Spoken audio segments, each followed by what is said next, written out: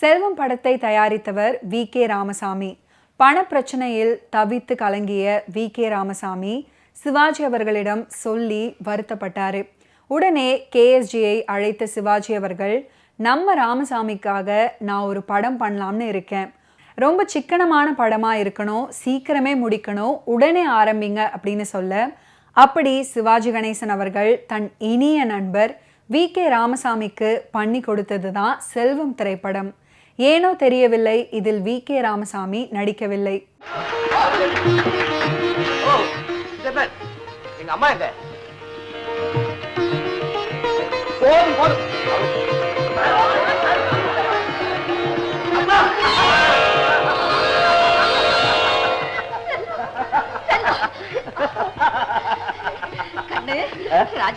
உடம்பு தானே கொண்டுகிட்டு போனதை அப்படியே திருப்பி கொண்டாந்துருக்கேன்.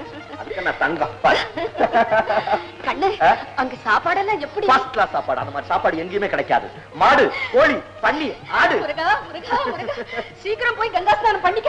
ஏமா தீட்டு கழியுண்டா? என்ன தீட்டு? கடல் தாண்டி போயிட்டு வந்தாலே தீட்டு தாண்டா. ஆமாட்டியா, கடல் தாண்டி போயிட்டு. ராமாயணத்துல அனுமார் கடலை தாண்டினார். அவர் எந்த கங்கையில குளிச்சார்? ராமா ராமா, ஹனுமார் எல்லாம் தேவாண்டா, நாம எல்லாம் மனுஷா. சீக்கிரம் போய் குளிச்சுக்கோ. குளிக்க, திருஷ்டி கழிக்க எல்லாத்துக்கும் நேரம் பார்த்து வச்சிருக்கேன். தவறிட போகுது, சீக்கிரம் போ. திருஷ்டி கழிக்க இதுக்கெல்லாம் கூட நேரம் பார்க்க ஆரம்பிச்சிட்டியா? 2 வருஷத்துல ரொம்ப இம்ப்ரூவ் ஆயிருக்கு.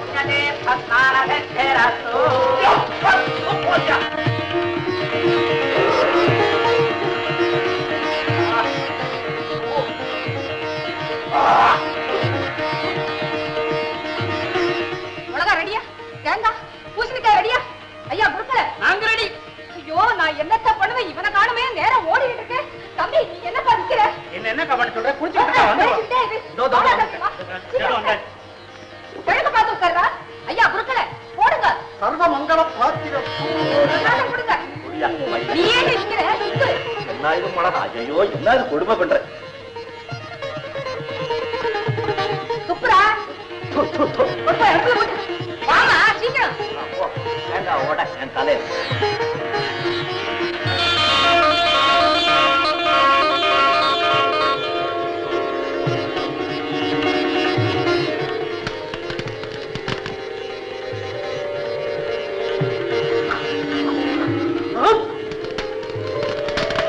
ஐயோ, தும்மாதீங்க தும்மாதீங்க, கையெடுத்து கும்பிடுற, கும்பிடாதீங்க. அக்கா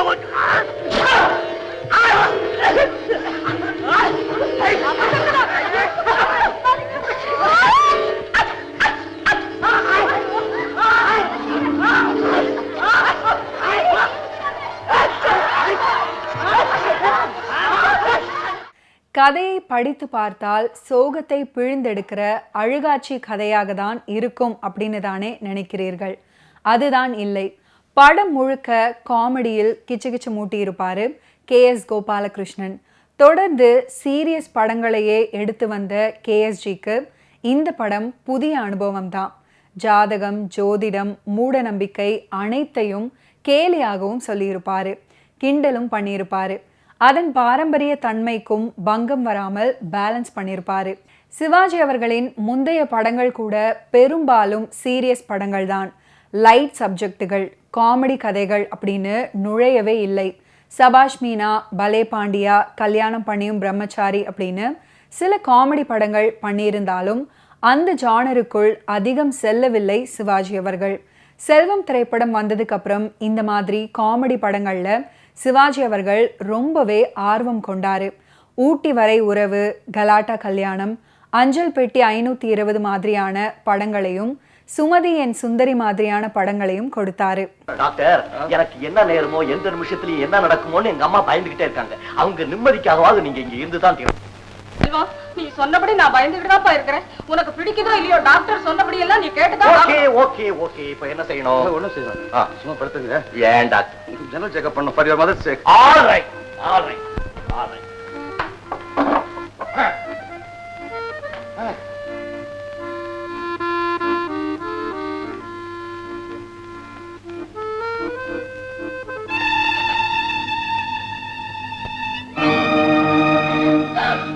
ஐயோ,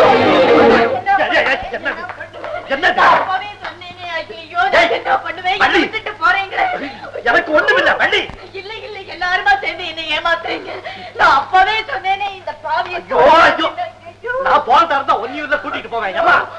எல்லாத்தையும் செஞ்சுட்டு பேசாம நிக்கிறியா? என்ன இது? வள்ளி வள்ளி ஒண்ணு இல்லம்மா, டாக்டர் சும்மாதான் பரிசோதனை பண்றாங்க. எந்திரமா. மிஸ்டர் பூதம், இல்ல லிங்கம், இது என்ன கிரகம்? இது கிரகம் இல்ல, கிரகலட்சுமி, செல்வத்தினுடைய மனைவி. ஒண்ணுமில்ல. என்ன டாக்டர் இது? அம்மா, லட்சுமி கிரகம், கிரகலட்சுமி. ஒண்ணுமில்லம்மா, ஒண்ணுமில்ல. நான் சும்மா எக்ஸாம் பண்ணிருக்கேன். ஆமா, படிக்க அப்பா சும்மா ஒண்ணுமில்லங்கிற பாருங்க. என்ன டாக்டர்? என்ன டாக்டர்? ஒரு கிளாஸ் வாட்டர்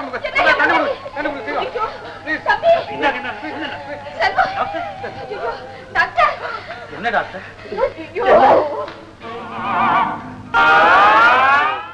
ஜோசியத்தை வெகுவாக நம்பும் பணக்கார தாயாரின் மகன் சிவாஜி அவர்கள். நடிப்பு ராட்சசன் சிவாஜி அவர்களுக்கு செல்வம் கதாபாத்திரம் ஒரு மேட்ரே கிடையாது. அசால்ட்டாக நடிச்சு அசத்தி இருப்பாரு. ஒரு பக்கம் அம்மாவின் உணர்வுகளை கேலி செய்து காயப்படுத்திவிடக் கூடாது அப்படின்னு நினைப்பாரு.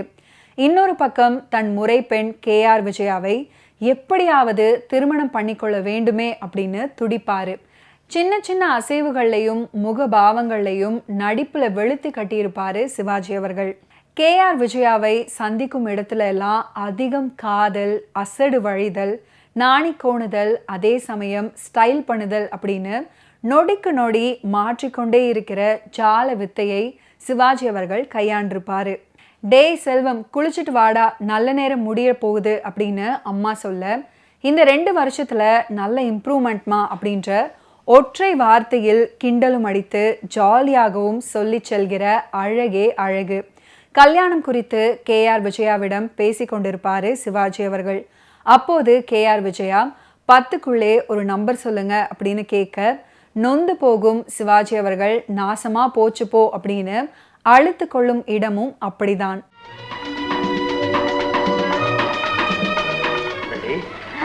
நீங்க தானா? எப்ப வந்தீங்க? இப்பதான் வந்து. அப்படியா? அப்பா இல்ல. ஏதோ பொதுக்கூட்டமா வெளியே போயிருக்காரு. அப்ப வர்றதுக்கு ரொம்ப நேரம் ஆகும்னு சொல்லு.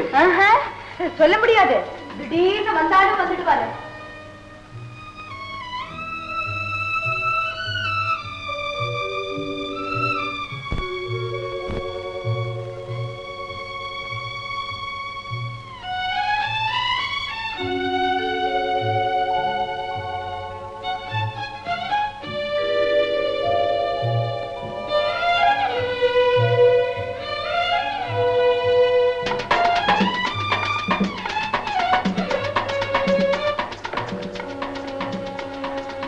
வள்ளி, சிரிச்சுக்கிட்டே போறிய, என்ன அர்த்தம்? ஒண்ணு இல்லையே. நான் மறுபடியும் சிரிக்கிறிய? ஏன்?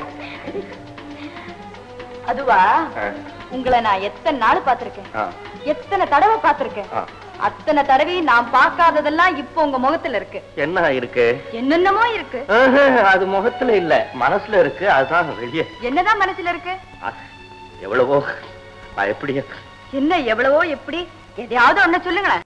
என்னை திருமணம் செய்து கொள்ள ஏன் மறுக்கிறாய் அப்படின்னு KR விஜயா வீட்டுக்கு வந்து கோபத்துடன் கேட்பாரு சிவாஜி அவர்கள். பதில் சொல்ல முடியாமல் தவிப்பார். ஒரு கட்டத்துல KR விஜயாவின் கழுத்தை நெரிப்பார்.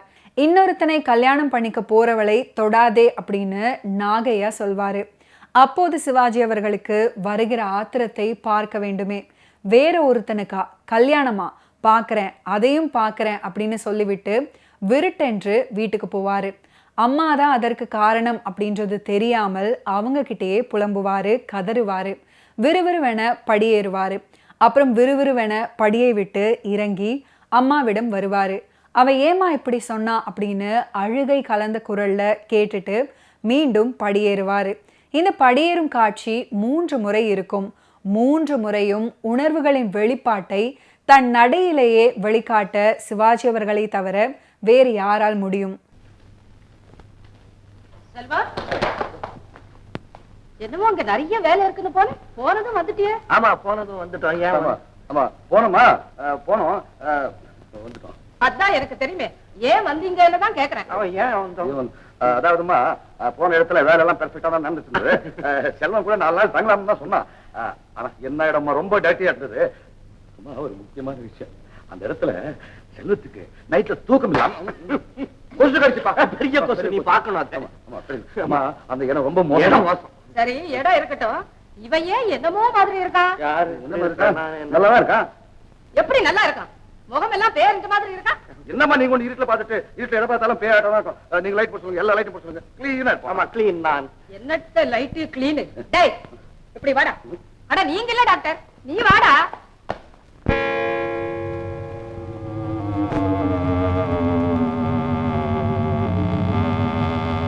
ஏன் உங்க அம்மா உட்காந்து பேச்ச மாதிரி என்ன டாக்டர், அம்மா கிட்ட பயப்படாம எப்படி இருக்கு? தப்பு பண்ணிட்டு வந்துட்டு அப்புறம் அவ்வளவு தைரியம் இல்லாம ஏன் அந்த காமிச்சு தெரிஞ்சிருக்கு? டாக்டர், நான் என்ன உன்ன மாதிரி கிழவனா? வாலிபன், அதான் தப்பு. வாலிபன் தானே? அந்த தைரியத்துல நில்லு. அம்மா கிட்ட தைரியமா எப்படி இருக்கிறது? ஆமா, என்னதான் கேள்வி கேட்டாங்க, நான் தான் தான் முடிச்சேன். உங்களை கேள்வி கேட்டோன்னு ஏன் ஏற்கனவே சும்மா இருப்பா. உங்க மேல சாதாரண கேள்வி கேட்டாங்க, வக்கீல் மேல என்ன மடக்கி விட்டாங்க. டாக்டர், ஒன்றா இரண்டா எடுத்து சொல்ல அப்படின்ற மற்றொரு பாடல், தவிப்பை உணர்த்துகிற பாடல். டிஎம்எஸும் சுசிலாவும் வேதனையை வெளிப்படுத்தி பாடியிருந்தாங்க. நினைவும் கனவும் எனக்காக, என் நெற்றியில் குங்குமம் உனக்காக அப்படின்ற வரிகள் அற்புதமானவை. நடிகர் திலகம் நகத்தை கடித்தபடி லேசாக நடை போட்டு கேஆர் விஜயாவின் பக்கம் வருவாரு. அந்த ஸ்டைல்ல மிரண்டு போய்விடுவோம். ஒன்றா இரண்டா எடுத்து சொல்ல, ஒன்றா இரண்டா எடுத்து சொல்ல, உள்ள உணர்ச்சியை வார்த்தையில் வடித்து சொல்ல, எண்ணம் ஒன்றா இரண்டா எடுத்து சொல்ல, உள்ள உணர்ச்சியை வார்த்தையில் வடித்து சொல்ல, எண்ணம் ஒன்றா இரண்டா எடுத்து சொல்ல. உயிரா உடலா பிரிந்து செல்ல, உயிரா உடலா பிரிந்து செல்ல, நாம் பிரிந்தது என்னாலும் கலந்து கொள்ள, நான் உயிரா உடலா பிரிந்து செல்ல, நாம் பிரிந்தது என்னாலும் கலந்து கொள்ள, நான் உயிரா உடலா பிரிந்து செல்ல.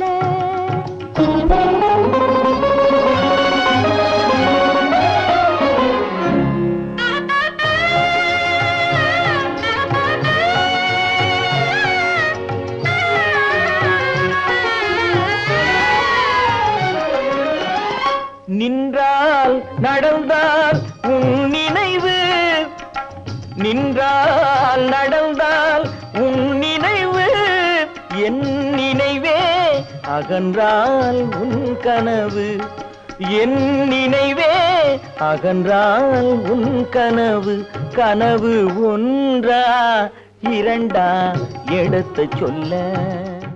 கேஆர் விஜயா அவர்கள் பாந்தமான நடிப்பை வழங்கியிருப்பாங்க. ஏற்கனவே சரஸ்வதி சபதம் படத்துல சிவாஜி அவர்களுடன் நடிச்சிருப்பாங்க. ஆனால் ஜோடியாக அல்ல. அதே போல் கை கொடுத்த தெய்வம் படத்துல SSRக்கு தான் கேஆர் விஜயா மனைவி. சிவாஜி அவர்களுக்கு கேஆர் விஜயா சூப்பர் ஜோடி அப்படின்னு பேரெடுத்ததற்கு அஸ்திவாரமாக அமைந்தது தான் செல்வம் திரைப்படம். முதலாக 2 பேருமே ஜோடியாக இதுல தான் நடிச்சாங்க. நாகையா, MV ராஜம்மா, சஹஸ்ரநாமம், ஒரு காட்சியில மட்டும் கதா காலட்சேப நாகேஷ் அப்படின்னு அனைவரும் சிறப்புற நடிச்சிருப்பாங்க. KSGயின் படங்கள்ல தொடர்ந்து நடிக்கும் SV ரங்காராவின் காமெடி அலப்பறை பட்டையை கிளப்பியது. படத்துல SV ரங்காராவ் ஏற்றிருக்கும் ஆங்கில மருத்துவர் வேடம் புதுமையானது. அம்மா உங்ககிட்ட ஏதாவது கேட்டாங்களா? இல்லையே, உங்ககிட்ட ஏதாவது கேட்டாங்களா? என்ன கேட்டாங்க? ராத்திரி வீட்டுக்கு வந்துருந்தேன்ல, நம்ம கார் வெளியே நிக்கிறத பார்த்துட்டு யாரோ அம்மா கிட்ட வந்து சொல்லிட்டாங்க. அதை வச்சுக்கிட்டு அம்மா என்கிட்ட கேள்வியா கேட்டாங்க பாரு. நான் வெல வளர்த்து போயிட்டேன். அப்புறம் எப்படியோ அம்மாவை சமாளிச்சுட்டேன். சமாளிச்சிட்டீங்களே? அம்மாவை சமாளிச்சுட்டேன். ஆனா எனக்கு தான் பயமா இருக்கு. ஆமா, இங்க பாருங்க, ஏன் பயப்படுறீங்க? இல்ல, 1 வருஷம் நாம 2 பேரும் பிரிஞ்சிருந்தா தானே நல்லது நடக்கும்னு சொல்லியிருக்காங்க. ஆமா, அதுக்குள்ள அவசரப்பட்டு ஏண்டா தப்பு தானே, நான் என்ன நடக்கும் எது நடக்கும்னு பயமா இருக்கு. இங்க பாருங்க, இது வரைக்கும் நம்ம வாழ்க்கையில நடந்தது எல்லாமே தெய்வ சம்மதத்தின் பேர்ல தான் நடந்திருக்கு. நீங்க அன்னைக்கு சொன்னது போல தெய்வத்தால போடப்பட்ட முடிச்ச எந்த கிரகத்தாலையும் அசைக்க கூட முடியாது. நீங்க 100 வயசுக்கு மேல இருக்க போறீங்க. நீ நானும் தான் இருப்பேன். சந்தோஷமா இருப்போம், 2 பேரும் சந்தோஷமா இருப்போம். ஆனா ஏய், கிரகம் வேற இருக்கு. படத்துல மிகப்பெரிய அளவில் ஹிட் அடித்த பாடல் அவளா சொன்னால் இருக்காது அப்படின்ற பாட்டு தான். வாலியின் வார்த்தைகள் கதையையும் கதாபாத்திரத்தின் உணர்வையும் பாடலாக கொண்டு வந்தன. உப்பு கடல் நீரும் சர்க்கரையாகலாம், 30 நாளும் நிலவை பார்க்கலாம், சுட்ட உடல் கூட எழுந்து நடக்கலாம் அப்படின்னு எழுதியிருந்தாரு. அன்னை தந்த பால் விஷமும் ஆகலாம், என்னை பெற்ற தாய் என்னை கொல்லலாம், நீ சொன்னது எப்படி உண்மையாகலாம் அப்படின்னு கைகளை உயர்த்தி உடலை குறுகி கொண்டு சோகமும் கோபமுமாக சிவாஜி அவர்கள் நடிக்க மொத்த திரையரங்கும் கரவொலியில் அதிர்ந்தது. உள்ளத்தில் உள்ளது உதட்டிலே வந்ததா, உதட்டிலே வந்தது உள்ளவே நினைத்ததா.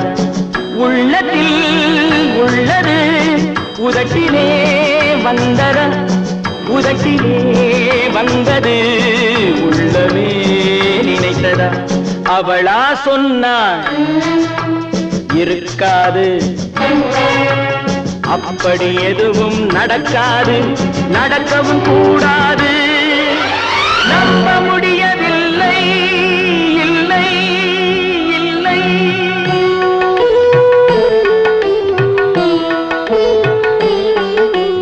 உப்பு கடல் நீரும் சர்க்கரையாகலாம், 30 நாளிலும் நிலவை பார்க்கலாம். உப்பு கடல் நீரும் சர்க்கரையாகலாம், 30 நாளிலும் நிலவை பார்க்கலாம்.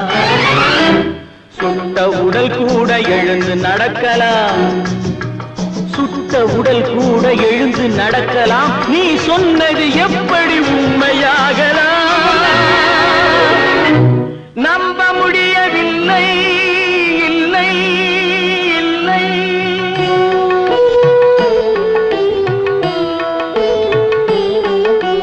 அன்னை தந்த பால் விஷமும் ஆகலாம், என்னை பெற்ற தாய் என்னை கொல்லலாம்.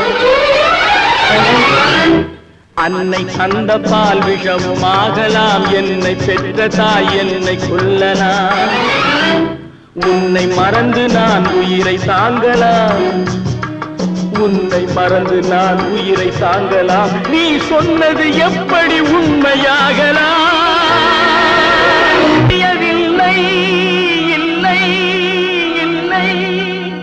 ஓகே வியூவர்ஸ், இன்னைக்கு நிகழ்ச்சியில் நடிகர் திலகம் சிவாஜி கணேசன் அவர்களுடைய ஃபிலிம் கெரியரில் நடந்த பல இன்ட்ரெஸ்டிங்கான விஷயங்களை நீங்கள் பார்த்து தெரிஞ்சிருப்பீங்க.